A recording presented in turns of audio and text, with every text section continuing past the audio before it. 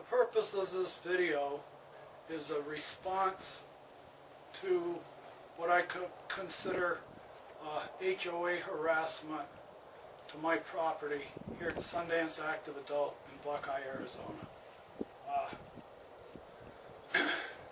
The letter I got yesterday, I was in the military.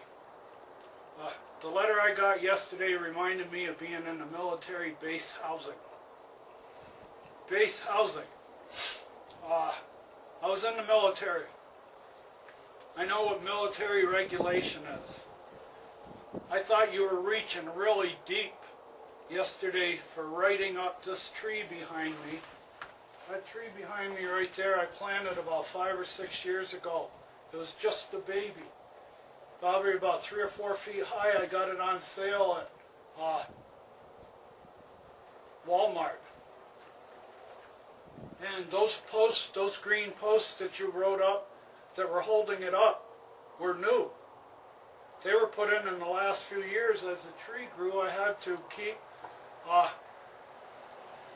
taking up the post because it was outgrowing the little ones that I started with for the first couple of years. So I did a really good job. I took pride in my work, and I want you to understand with this tree,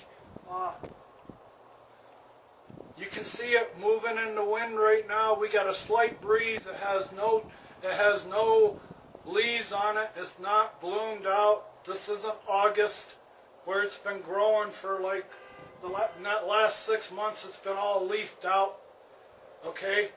A huge wind signature. A huge wind profile. Now you see how the wind is blowing that around right now? Look at the profile of that tree. That tree is a Arizona ash.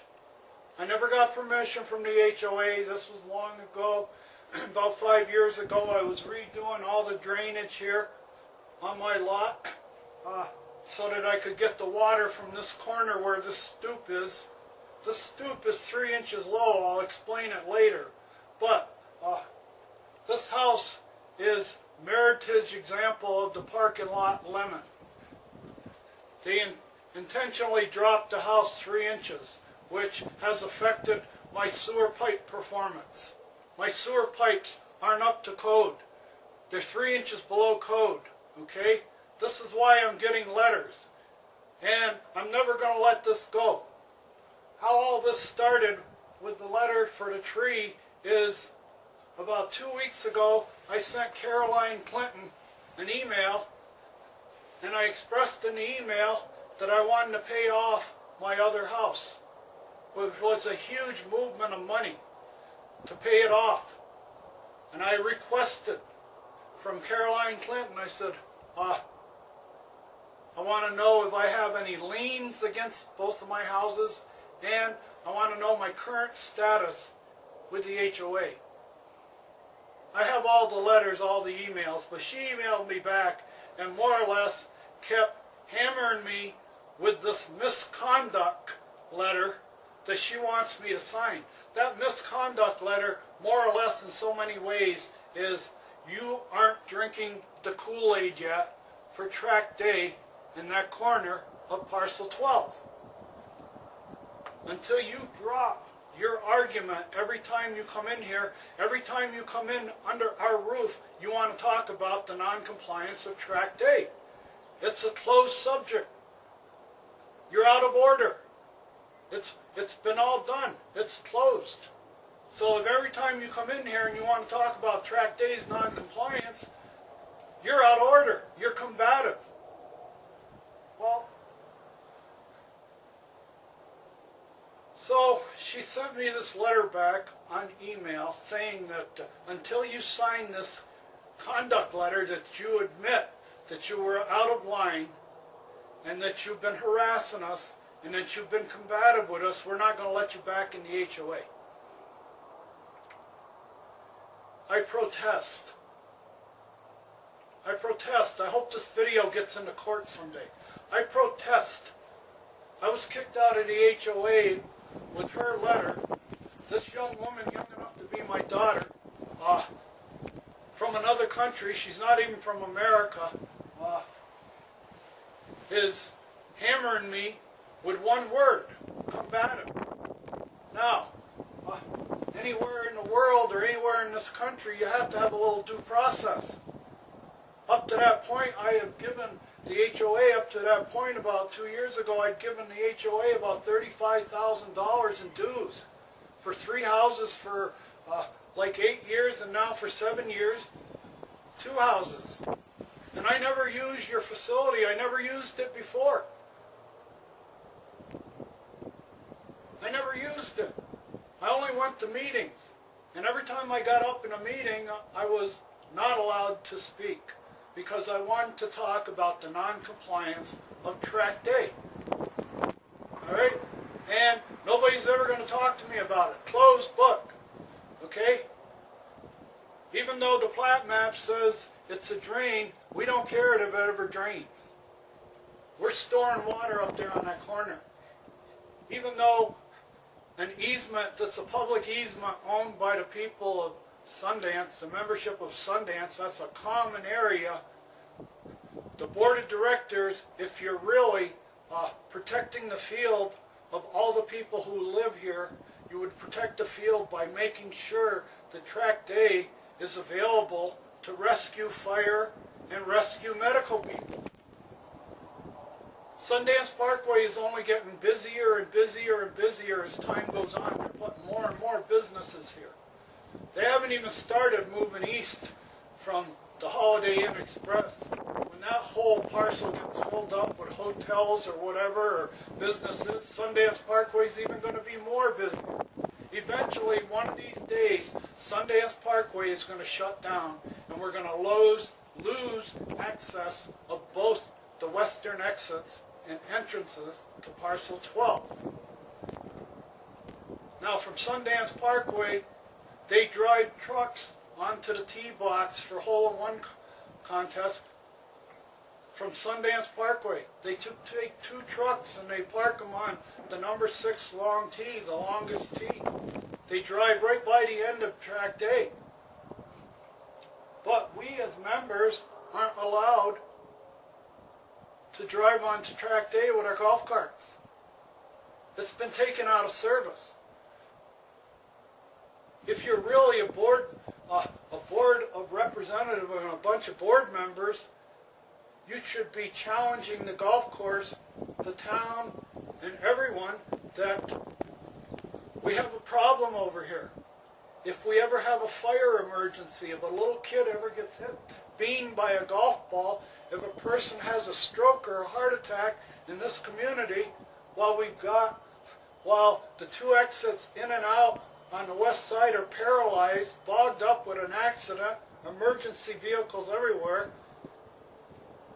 what can happen will happen. If it happens in Sundance, in Parcel 12, the medical people who have to bring in equipment, defibrillators and stuff like that, they can't get in. Tract A's purpose, when it came off the drawing board in North Phoenix 17 years ago, Tract A was supposed to be an all-encompassing access easement onto the golf course. For golf carts, for emergency vehicles, for pedestrians, and it was supposed to be a functioning drain. And that lady's tee box, if you read Woody Scout's letter from 7-8 years ago, this says that tee box is supposed to be a catch basin. You've been storing water up in this corner now ever since you started. You lowered my house 3 inches. I have the original community documents. For anybody on the document community, I have the original community plans, the blueprints for this community. I have the blueprint, the stated elevation for this floor. The stoop I'm standing on right now is 3 inches below what the community plan stated was to be. On the front page of the community plan for utilities and grading, for the grading map, on the front page of the grading map, I think it's note 4, look at it says every elevation on this map in this community, you can't touch it. And you're touching it. You touched it. You went downtown, the builder went downtown and got somebody downtown to lower this finished floor elevation 3 inches. This is why I'm being harassed by the HOA. This is why I can't go into a meeting. This is why my key card has been canceled. This is why everybody labels me as combative. You've got me labeled as a communist infiltrator. You'd think I was an ISIS person that cut off heads. Okay? What I am is somebody that knows he got shortchanged. Okay? Now, with the tree, I sent you a video this morning saying the tree's coming out. I planted this tree about 5 years ago. I birthed it.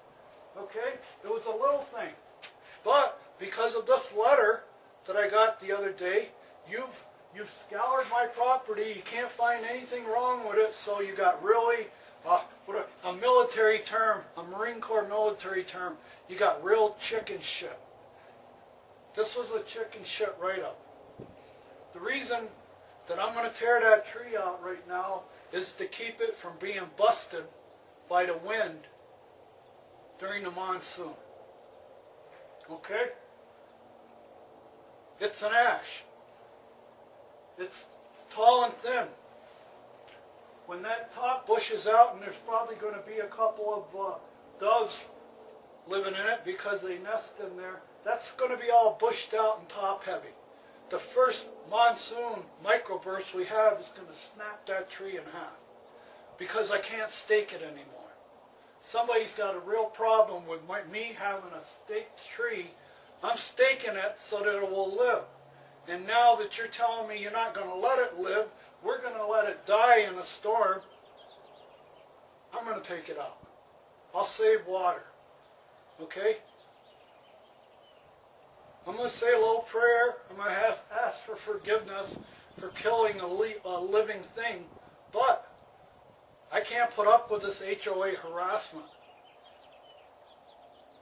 I sent Caroline Clinton a letter back after she told me, until you sign that letter, you're not getting back in here. All right? They won't give me an answer on my rent, my other house. If I let somebody else live in my other house, or I let somebody live in this house, as soon as they walk into the HOA and they tell the people in the HOA that he ordered me not to put anything down the garbage disposal or the toilets because the sewer pipes are out of compliance. Now, what's going to happen to my person? I tried to explain that about 2 months ago, and Caroline hung up on me. Everybody hangs up on me. Nobody, Andy won't talk to me. Caroline won't talk to me. They call lawyers. Now, here's an HOA story for you. All you people out in HOA land, you think that HOAs are harmless. Okay? After going through that, with Caroline, I sent her like a Donald Trump type tweet. What I sent back to her, I let her know that I didn't really trust people from England. I thought people from England, because I've had experience with them before, looked down on us like we're still colonists.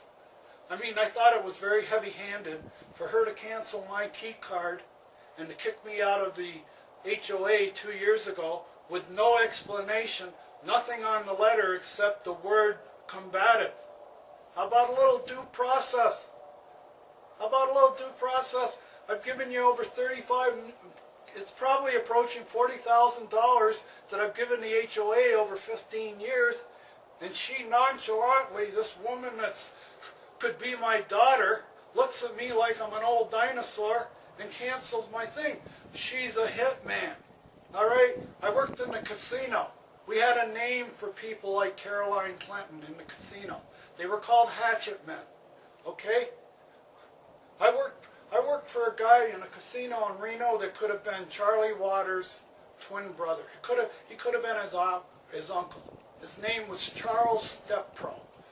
Okay? Charlie Steppro. He was from Idaho. He was like Charlie Waters. He had the personality. He was a snake charmer. He knew how to dress. He knew where to fish. He was a low handicap golfer. I mean, he had a beautiful family. But that guy right there was untouchable when it came to firing anybody. He could come down and talk to you and how's it going, stuff like that, and you tell him, you know, get into a real personal and share some personal things with him. You think you're really connecting with that guy? He'd walk down to the end of the pit and get some young pit bull that wants a promotion. He goes, you see that guy down there? Yeah. How'd you like to be a pit boss tomorrow? How'd you like to come in not in black and white? Or when you come in tomorrow, we're going to give you that pit to run, but we got to get rid of that guy. And hatchet man. And that's what she did. She did a hatchet job on me by canceling my key card and kicking me out of the HOA with one word, combative. That was a hatchet job. Clumsy. Ugly. If I had Donald Trump's money, she'd be walking into a deposition every morning. She'd be walking into a deposition every morning. Charlie Waters, too. Charlie Waters called up the police and got a verbal. I had a little kid here. I call him a little kid, a little cadet policeman here by Officer Morrison, where I asked him where he was from. He said he was from Europe. Another European looking down on me as if I'm a dumb colonist. I've dealt with people with Europe. I worked for United Airlines for 19 years in San Francisco. That workforce is an international workforce. Everybody is from somewhere else. Nobody's an American. Very few, because Americans can't afford to work for those wages. So they get foreigners to do it. And every time I worked for somebody that was from Europe or England, they looked down on me. And the reason I know why they look down on me is because I know their feelings about me. They're not going to fool me. When they come up with their polite and they call me Mr. Lasham and stuff like that, you might as well be slapping me in the face. Okay? Let's be adult here. This tree, if it doesn't get support, it's going to snap the first windstorm. It's blowing in the wind now and it doesn't even have any leaves on it. All right? For you to tell me to unstake it. And another thing is, every time you send me a write-up, first of all, you take it, this is an adult community, da-da-da-da-da-da, you start out with that paragraph, and then you say you did this wrong. Where's your reference? Tell me where in the CC&Rs, tell me what chapter and what paragraph in the CC&R, put that reference with the write-up. If you have something on the staked trees, please tell me. In CC&Rs, chapter 8, paragraph thing, sentence so-and-so, it says you can't have staked trees. Now, do you send me a letter with that accompany where I can look it up and say, yeah, it's a real violation. But I guess when you're getting 70 and 80 violations a week, you haven't got time. And what I think is Caroline Clinton isn't that familiar with the CC&Rs. If she has to do 80 in one morning, send out 80 letters, all right, she hasn't got time. She's not going to get out in the car and verify that we have a problem. She doesn't verify anything that's brought in across her desk. She just starts typing letters. And whatever the letter said on the gripe, whoever interpreted, whoever went through the neighborhood who thought, like the letter I got from my gutters being painted, like downspouts, same thing. Chuck Milosevic and Wayne Blair went through the neighborhood and said, we don't like his gutters the way they're painted. Make him paint them. So I get a letter 10 days before Christmas that tells me I got 2 weeks to paint my gutters, and there's no accompaniment to it. There's no paragraph that says all the gutters on the house have to be the same color as the house. Send me that little paragraph or tell me where it is in the CC&Rs. You can't do it and you won't do it. This is obsessive.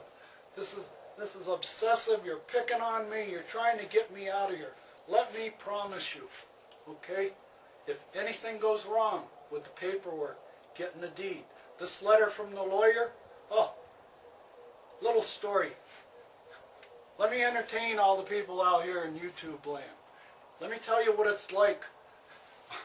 Probably one of the happiest days of your life is getting a letter from your mortgage company saying that we've received the wire transfer, the mortgage is canceled, you've satisfied it, there'll be no more. That should be, for some people, the happiest day of their life. It should be. The day that I had to wait like 2 weeks for that letter because I did the wire transfer and I had nothing. I had a few emails, but I had nothing in writing from this company that said the mortgage was paid. So on the day that I get this letter, on that same day, I got a letter from the HOA lawyer. Now, who's going to pay for that letter to the HOA lawyer? On the day I paid off my house a week before with a wire transfer because I didn't think I had anything against my house as a lien, and now I've got this letter, and from past, I've gotten past letters from lawyers, and then you get sucker punched when your bill comes in for the dues. There's the lawyer fee on the bill. That's what happened to me. I didn't open up the dues letters until the day I was going to pay them. When they came in, I put them on the shelf. When I opened them up to pay them, there was a $314 charge for a paragraph that a lawyer sent to me. Now, I got a lien against my houses. And if we have any trouble getting a certified deed coming through from the state and the county because I haven't paid off this recent lawyer letter, and this lawyer letter more or less told me don't have anything to do with the HOA. You're harassing them again. You're being combative again. You're being out of order again. You keep cashing my checks. We have a fiduciary relationship like a contract. When I was taking business courses in college, a contract, a legal contract or transaction is whenever consideration goes one way, a service comes back the other. Now, I've been given for 2 houses full dues for the last 2 years, and I've chosen, I don't open up your letters you send to me. I've requested that you don't send me emails because that's taunting. When you send me an email saying I can go to a veterans thing, and I can't because I can't get in the room, or I can go for a heart check or a health check or a Medicare thing, something that would help a 71-year-old ex-Marine who's single, all right, all by himself. It would help to have that kind of information, that go-between. I can't do it. Why? Because you keep talking about Tract A. You want to bring up the non-compliance of Tract A, and you want to bring up the non-compliance of the sewer pipes of your house. That's what this all boils down to. This is the core reason that I've been harassed now for going on 7 or 8 years. The moment I challenged Tract A,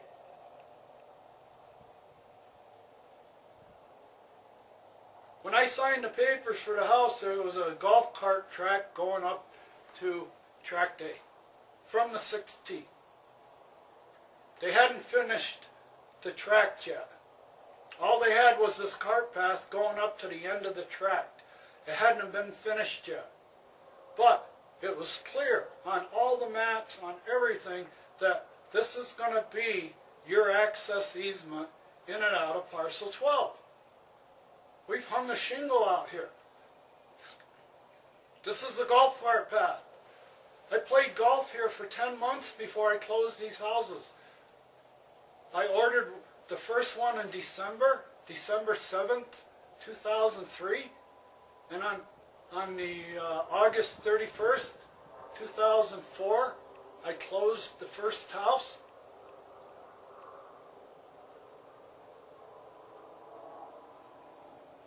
I've been in trouble ever since.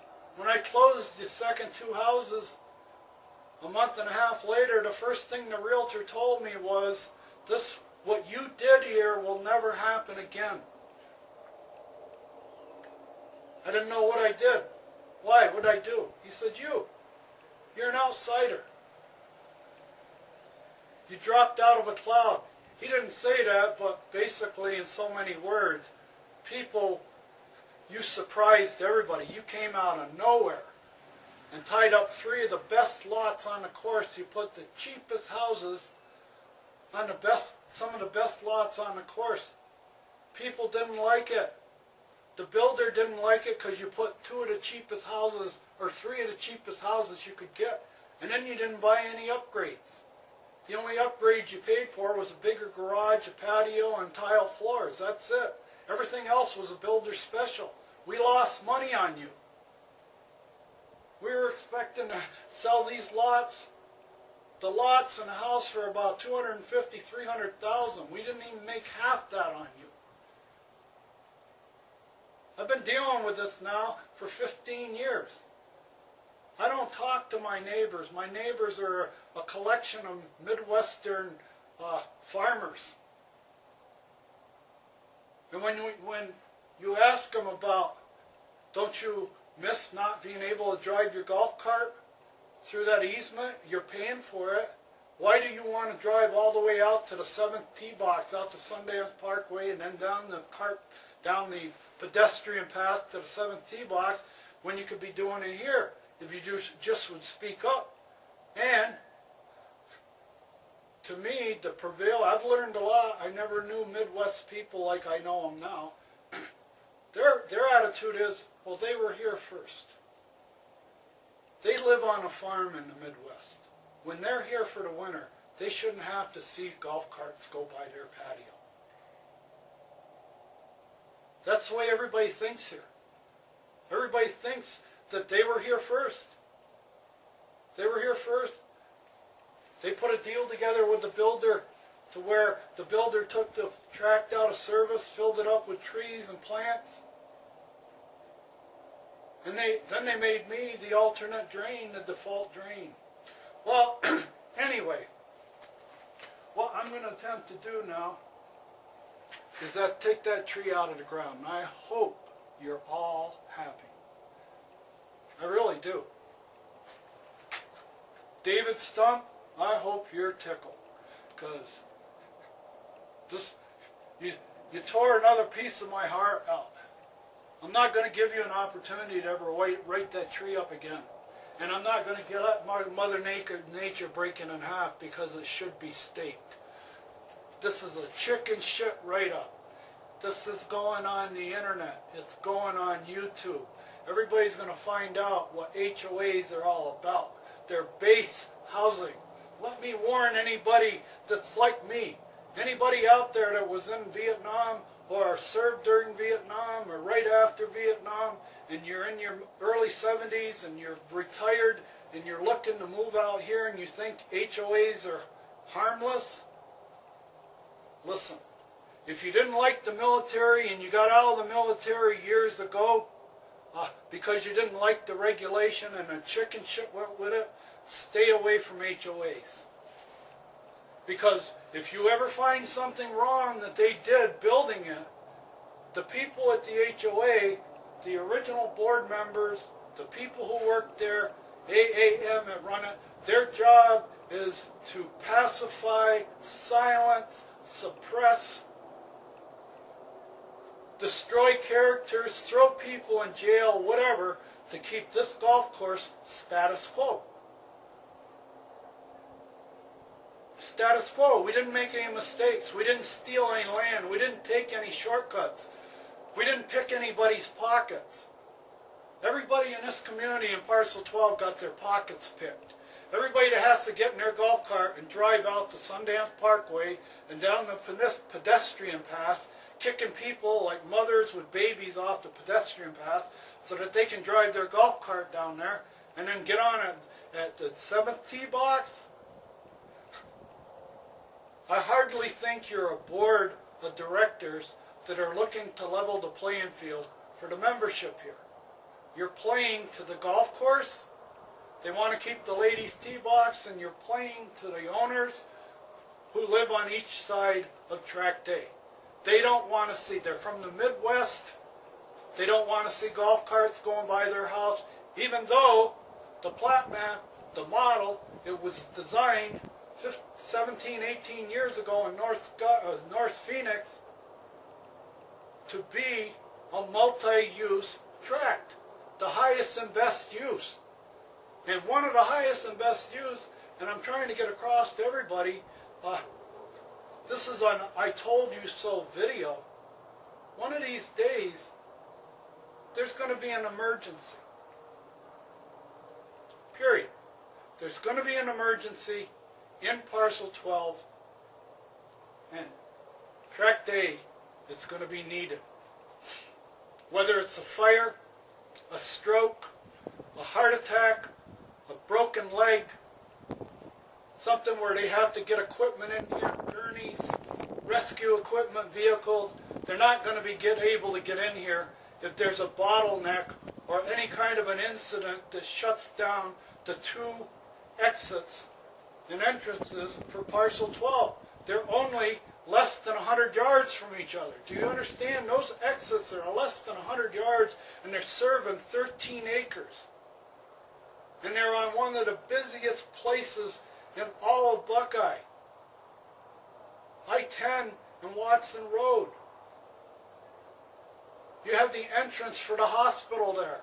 Anything that happens out on I-10 west of here, a haboo, a 30-car pile-up, a fog pile-up, wind pile-up, whatever, all those emergency vehicles are going to be coming to the West Valley Hospital here on Watson Road. Period. And we've already seen several accidents on Sundance Parkway getting out of parcel 12 on both exits, and especially the south one, the one adjacent to Google or to Goodwill. You better have your wits about you and be ready to hit the gas fast when you're coming out of there, because you've got traffic coming from everywhere. Okay? Now, breaks my heart to have to pull this tree out. I almost feel like crying, but I'm doing this to let you know I'm here forever. And the whole time I'm here, I'm going to keep paying dues. And the whole time I'm here, sooner or later, some investigative reporter who's probably in high school right now, when I'm 85, is going to want a story about HOAs. And I'm going to be here to tell them everything that I've got, all the documents, all the videos I sent you.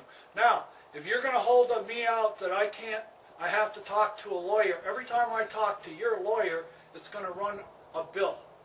I'm not paying a lawyer when I'm paying you. You're cashing my checks. You're the HOA board. You're the HOA manager. You continue to cash my checks, and I don't get anything back from you but harassment and chicken shit letters trying to... you couldn't find anything else wrong with my property? Come on. Well, this tree's coming out of there. I hope you're happy.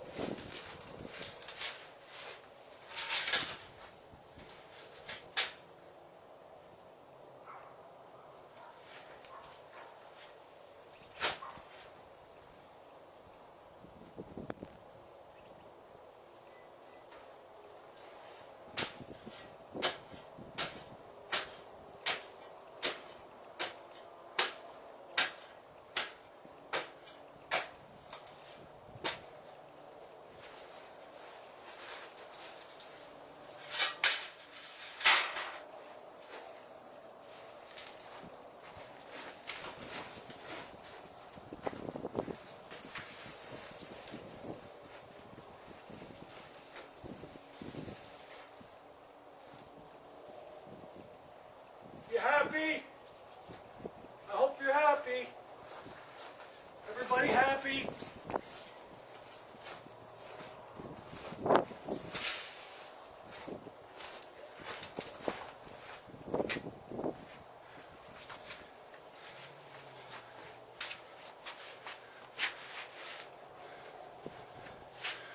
There you go, Caroline,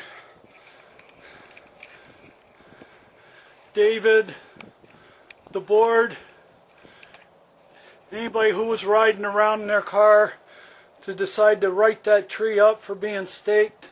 There you go.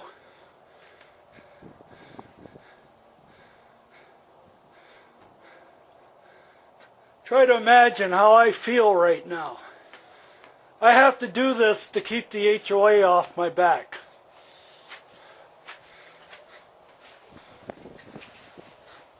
You're not dealing with the people from the Midwest, okay? I've been down a long, hard road in my life, and I ain't going to deal with people like you. You have an agenda.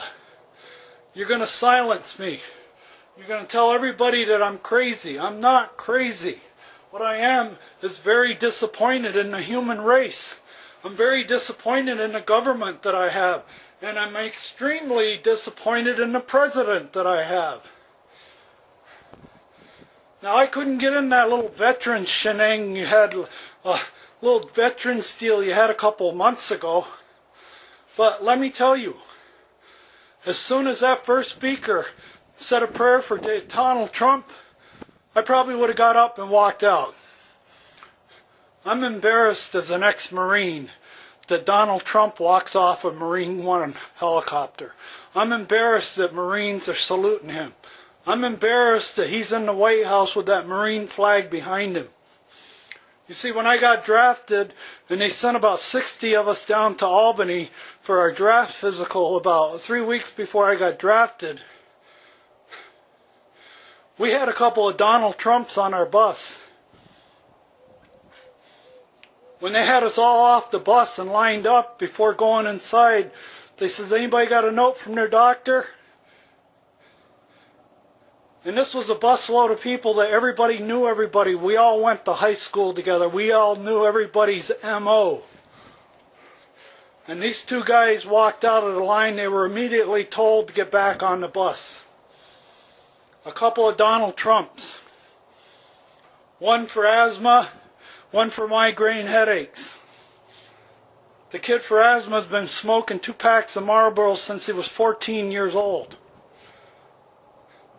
It's who they were, not what was wrong with them. Just like Donald Trump. I can't stand the guy. When Michael Bloomberg says a New Yorker can spot another phony New Yorker, that's what I see. The people from the Midwest, because they're getting farm welfare from him. Every Midwest person that comes in here, it seems like this winter, has got a brand new truck with dealer plates on it.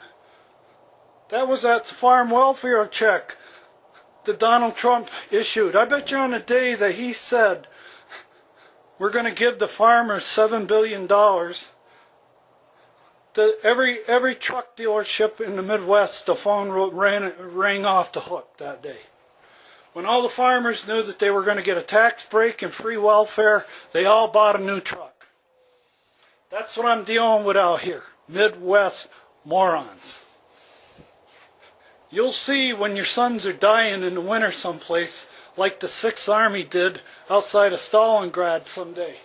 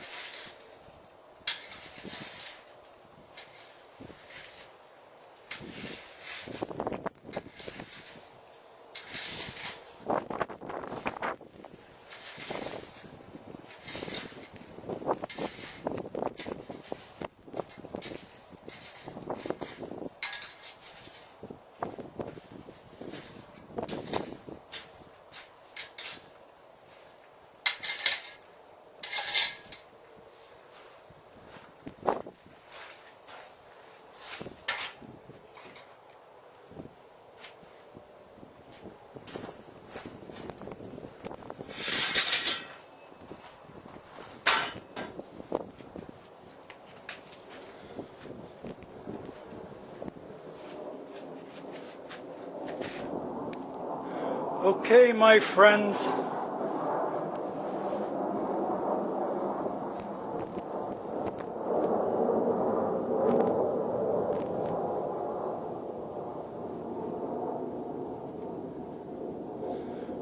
Okay, my friends and neighbors at the HOA, the people I've been paying, my dime has been paying for your parties. I've never been to one of your parties. I've been living here 15 years. I've had three houses for about 8 or 9 years, and then 2 houses for the rest of the time, 6 years. And I've never been late on the dues. I've never been late on the mortgage. My credit rating is sky high, 800s. I just got done paying off my second house, and the way I get congratulated by the membership in the HOA is a chicken shit write-up for a state tree. Okay? The tree's gone. It's like losing a child. Alright? But it was a liability. That tree gave the HOA and the architectural committee just cause to keep putting letters in my file. It's gone. I hope you're happy. Whatever you write up from now on, eventually we're going to get to a lawyer about the 3 inches of the floor plan. I'm really busy right now. And it seems like every lawyer, when I tell them that I have to go up against the town of Buckeye, the HOA, and the golf course to get my house fixed and my neighborhood in compliance, I'm trying to protect the field. I'm being labeled as an insurgent. You might as well call me a communist or something. All I am is a progressive thinking New Yorker who's been dealing with easements all my life. That tract A right there is an elevator in a high-rise building. The model of this community is an urban model. We're supposed to rub elbows. We were designed to rub elbows. You were supposed to be told when you bought a house on an access easement that you're going to be on an access easement. You're going to have people going by your house all day long in golf carts. Do you have a problem with that? You should be told up front. And if you say up front, no, I don't have a problem with that, live with it. You make me live with having a house on a golf course. Every time I get a window broken, when I try to say some young golfer made a poor decision and he wasn't being managed properly, the golf course isn't being managed, they go, well, you bought a house on a golf course. Well, it's the same thing. These people bought a house on an access easement supposed to be available to emergency vehicles, golf carts. It's supposed to drain and everything else.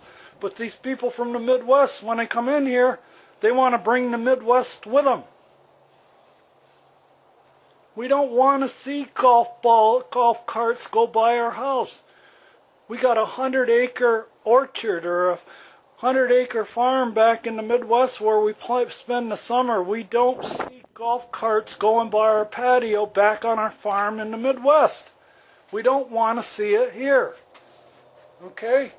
Even though the model says that we agreed when we buy here. The trouble is the original buyers on each side of Tract A was taken out of service at the time of sale. It was tampered with. And someday the truth is going to come out. But the tree's gone. Pick something else to write me up for.